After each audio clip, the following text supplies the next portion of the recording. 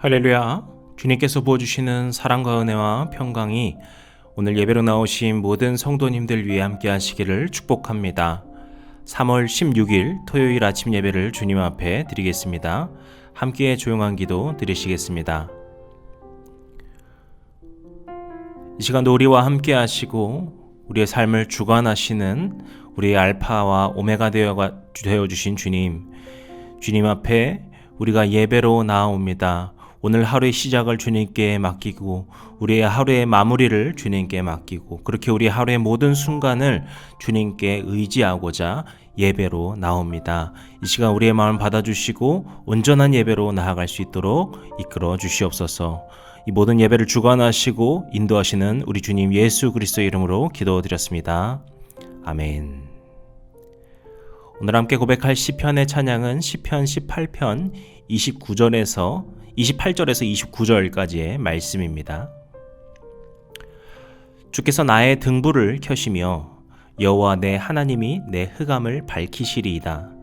내가 주를 의뢰하고 적군을 향해 달리며 내 하나님을 의지하고 담을 뛰어넘나이다.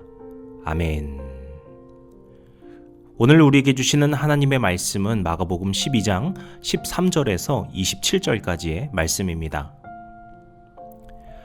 그들이 예수의 말씀을 책잡으려 하여 바리새인과 헤롯 땅 중에서 사람을 보내매 와서 이르되 선생님이여 우리가 아노니 당신은 참되시고 아무도 꺼리는 일이 없으시니 이는 사람을 외모로 보지 않고 오직 진리로서 하나님의 도를 가르치심이니이다.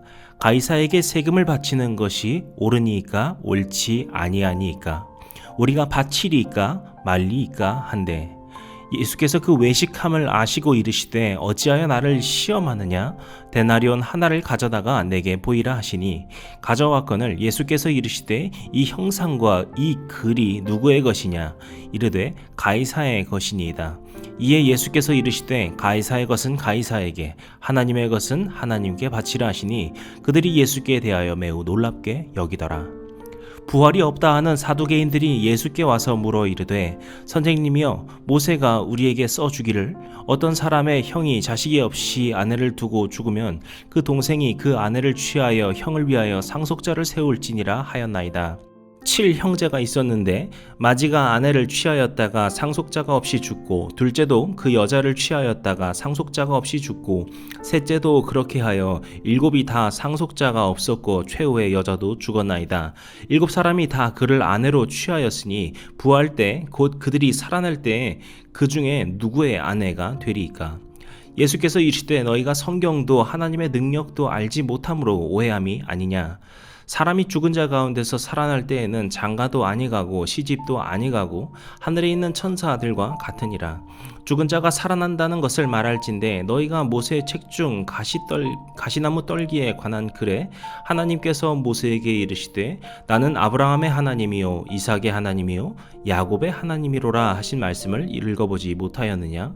하나님은 죽은 자의 하나님이 아니요 산 자의 하나님이시라 너희가 크게 오해하였도다 하시니라. 아멘. 어제 말씀에서 나눈 내용은 예수님께서 종교 지도자들에게 비유로 그 예수님의 그 권위에 대해서 말씀을 하셨습니다.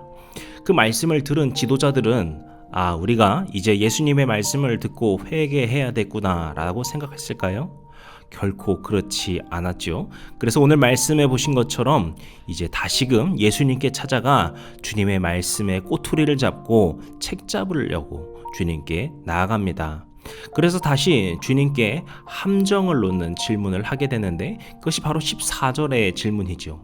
가이사에게 세금을 바치는 것이 옳으니까 옳지 아니니까 우리가 바치리이까 말리이까? 가이사라는 것은 우리가 잘 알고 있는 카이저, 즉 로마의 시저 황제를 말합니다.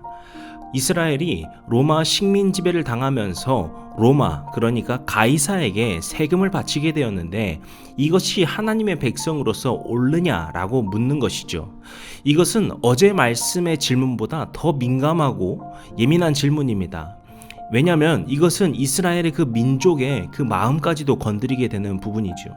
때문에 이것은 대답하기 더 어려운 것입니다. 이것을 만약에 바치라고 하면은 유대인들의 마음이 어떨까요? 우리가 식민지배 당하고 있는 그 로마에게 바치라고 주님이 말씀하시다니 라고 속상할 수밖에 없겠죠. 하지만 바치지 말라고 한다면 어떨까요? 그땐 더 문제입니다. 로마 제국에 마치 반역하는 것처럼 정치범으로 몰릴 수도 있는 일이었습니다. 그런데 이런 질문을 하기에 앞서서 여기서 눈여겨볼 부분이 있습니다. 바로 이 종교자 지도자들, 그러니까 그 선택하여서 보냈던 바리새인과 헤롯 당들이 질문을 하기에 앞서 예수님에 대해서 어떻게 말하냐라는 거예요. 14절 앞부분을 보시면 어떻게 이야기합니까? 당신은 참되시고 아무도 꺼리는 일이 없으시니 이는 사람을 외모로 보지 않고 오직 진리로서 하나님의 도를 가르치심이니이다. 어떻습니까? 이 말만 보면 마치 그들이 정말 엄청난 존경심을 가지고서 주님께 나온 것처럼 보이죠. 하지만 앞서 나눈 것처럼 그들이 얼마나 무서운 계략을 가지고 얼마나 교활한 꾀를 가지고서 주님께 질문하고 있는지를 알 수 있습니다. 이렇듯 그들의 겉으로 보기의 모습은 존경하는 척하고 있지만 그들의 마음의 중심은 전혀 그게 아니라는 것을 알 수 있습니다.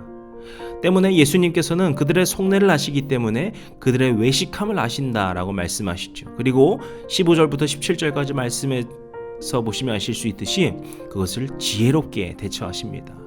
그래서 가이사의 것은 가이사에게, 하나님의 것은 하나님에게 바치라 라는 말씀을 하시게 되죠. 여기서 17절 마지막을 보시게 되면은요, 그들이 예수께 대하여 매우 놀랍게 여겼다라고 기록하고 있습니다. 여기서 말하는 그들은 함께 있던 그 군중들 뿐만이 아니라 이 질문을 던진 바리새인과 헤롯 당 사람들을 포함하고 있습니다. 지금 바리새인과 헤롯 당 중에서 사람을 보냈으면은 지금 예수님이 눈에 까신데 정말 열렬하지 않은 사람들, 똑똑하지 않은 사람들을 보냈을까요? 그 중에 정말 에이스라 할 만한 사람들, 그들을 보냈겠죠. 그런데 그들이 주님의 그 지혜로운 말씀을 통하여서 감회된 것입니다. 이처럼 주님의 그 지혜의 말씀이라는 것은 예수님을 따르는 사람뿐만이 아니라 그들을 적대하고 곤경을 빠뜨리려던 자들에게까지 놀라움을 줍니다. 사랑하는 성도 여러분, 우리가 아첨이나 교만의 모습, 그 겉모습의 그 유혹에 넘어지지 않고 그것에 넘어가지 않고 오직 주님의 지혜, 정말 우리를 적대시하는 사람마저도 감복해 하고 감동케 하는 그 주님의 지혜를 겸손히 구하고 붙드는 우리 모두가 되시기를 소망합니다. 그리고 또 17절에 보시면은 비슷한 이야기가 이어지게 되는데요. 앞서서는 바리새인과 헤롯 당 사람들이 와서 공경을 빠뜨리려 했다면은 이제 사두개인들이 와서 예수님께 또 질문을 하게 됩니다.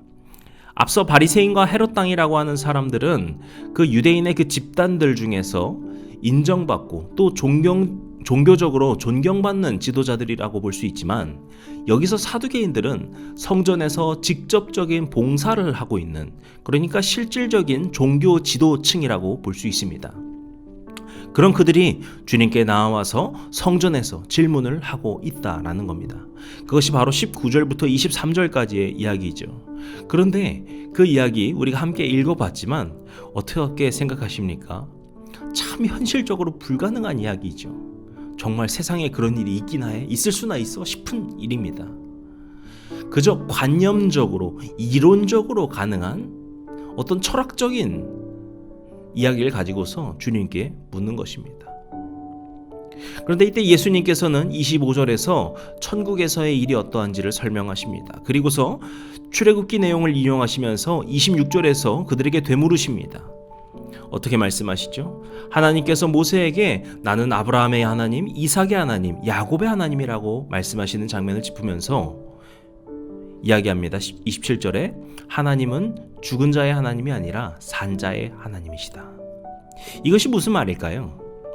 하나님께서 모세에게 나는 아브라함의 하나님, 이삭의 하나님, 야곱의 하나님이다 라고 말씀하실 때 그 아브라함, 이삭, 야곱은 어떻습니까? 다들 죽은 사람입니다. 그렇다면 하나님께서 모세에게 소개를 할 때 내가 그 다 죽은 자들의 하나님이다 라고 말하는 것이 옳느냐라고 묻는 거예요. 주님은 산자의 하나님이시지 않냐라고 말하는 것이죠. 그리고 또한 그분은 영원토록 함께 하시지 않냐라는 것입니다. 그래서 이 출애굽기 말씀 가운데 이미 이 부활의 약속이 담겨져 있다는 것을 주님께서 짚고 있습니다. 그런데 제가 이 말씀을 묵상하면서 생각하는 것은 이것입니다. 지금 이 사두개인들이 예수님께 나와서 이 얼토당토 안 되는 가정을 가지고 질문을 한 데에는 어떤 그들의 생각이 있습니까? 자신들이 하나님의 말씀을 다 이해하고 있다라고 하는, 자신들의 생각이 옳다라고 하는 오만한 판단에서 나온 것입니다. 그렇기 때문에 그들은 예수님께 어떤 궁금함을 가지고서 물어보려 한 것이 아니라 그저 자신들이 생각하는, 자신들의 생각에 논리적이라고 여기는 그 판단을 가지고서 주님을 상대로 말싸움으로 이겨먹으려고 나온 것이죠. 그래서 예수님께서 27절과 24절에서 반복해서 그들에게 말씀하십니다. 너희가 하나님에 대해서 오해하고 있구나.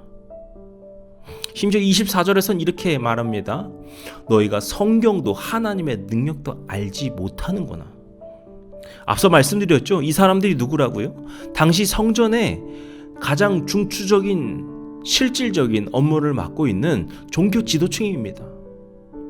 누구보다, 지금 그 누구들보다 하나님의 말씀을 잘 안다고 자부하는 사람들일 텐데요. 그들에게 주님께서 말씀하시는 겁니다. 너희가 하나님의 말씀도 하나님의 능력도 알지 못하여서 하나님을 전혀 오해하고 있구나.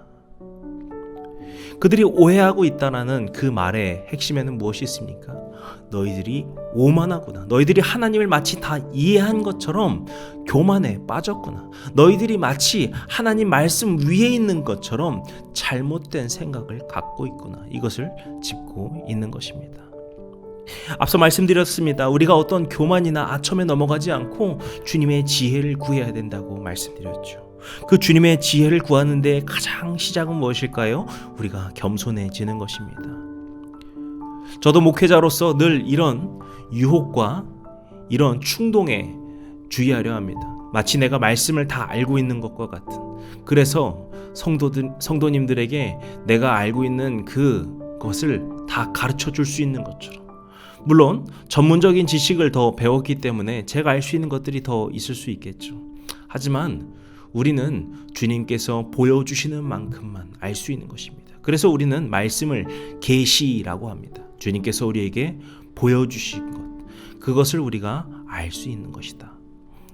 따라서 우리는 늘 항상 겸손함으로 살아가야 합니다. 주님께서 우리에게 보여주시는 만큼 그 이상으로 우리가 알 수 없는 것처럼, 우리가 다 알고 있는 것처럼 살아가는 것이 아니라, 우리가 대단한 것처럼 사는 것이 아니라 항상 주님 앞에 겸손한 마음을 품어야 할 것입니다. 사랑하는 성도 여러분, 오늘 우리의 삶 가운데 그런 겸손한 삶이 믿음의 뿌리가 되시는 그런 저와 여러분의 삶이 되시기를 주님의 이름으로 간절히 축복합니다. 기도하시겠습니다. 오늘도 우리를 만져주시고 새롭게 하여 주시고 평강 베풀어 주시는 주님, 주님께서 이 시간 말씀해 주신 것을 기억하며 오늘도 겸손함으로 사는 주의 백성들 되도록 도와주시옵소서. 오직 우리가 주님 아니면 살 수 없음을 기억하며 그 주님께 늘 항상 감사함으로 경배함으로 살아갈 수 있는 자리가 되게 하여 주시옵소서. 오늘 이렇게 우리가 예배를 드림이 우리가 다른 사람보다 더 나은 사람이라는 그런 교만한 마음을 품기 위함이 아니라 오직 우리가 주님 아니면 안 된다라는 그 겸손한 마음에서 시작됨인 줄로 믿습니다. 그러한 마음 붙들고서 살아갈 수 있는 믿음의 하루 되도록 도와주시옵소서. 모든 말씀 우리 주님 예수 그리스도의 이름으로 기도드렸습니다. 아멘. 이제 우리 주기도문 함께 들으시고 오늘 예배를 마치겠습니다. 하늘에 계신 우리 아버지여, 이름이 거룩히 여김을 받으시오며 나라의 마옵시며 뜻이 하늘에서 이룬 것 같이 땅에서도 이루어지이다. 오늘날 우리에게 일용할 양식을 주옵시고 우리가 우리에게 죄진 자를 사하여 준 것 같이 우리 죄를 사하여 주옵시고 우리를 시험에 들게 하지 마옵시고 다만 악에서 구하옵소서. 나라와 권세와 영광이 아버지께 영원히 있사옵나이다. 아멘.